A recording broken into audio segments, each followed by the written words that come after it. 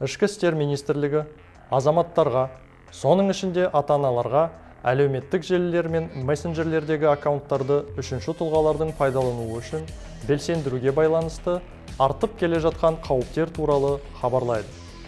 Қазіргі уақытта жас өспірімдердің материалдық пайда табу мақсатында әлеуметтік желілер мен мессенджерлердегі үшінші тұлғалардың өтініші бойынша сим-карталарды белсендіріп, оларды әртүрлі платформаларда тіркеп, содан кейін бұл аккаунттарды басқа адамдарға беретін жағдайлары тіркелуде.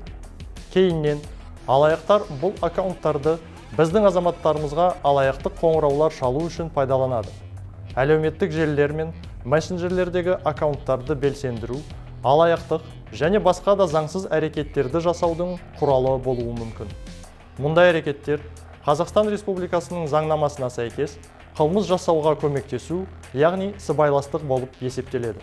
Ішкі істер министрлігі өз кезегінде шығу тегі күмәнді сим-карталар мен құрылғыларды сатып алмауды және таратпауды, өз аккаунттарыңызды үшінші тұлғалардың пайдалануына бермеуді, мессенджерлерде абоненттік номерлерді белсендіріп, кейіннен ол аккаунттарды үшінші тұлғаларға бермеуін, күмәнді құрылғылар немесе әлеуметтік желілерде күдікті белсенділік байқалған жағдайда құқық қорғау органдарына хабарлауды ұсынады.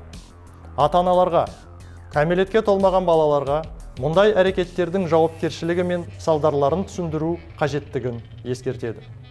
Киберқылмысқа қарсы іс-қимыл департаменті цифрлық кеңістіктің барлық қатысушыларын қырағы болуға және оңай табыс табу туралы азғырушы ұсыныстарға ермеуге шақырады.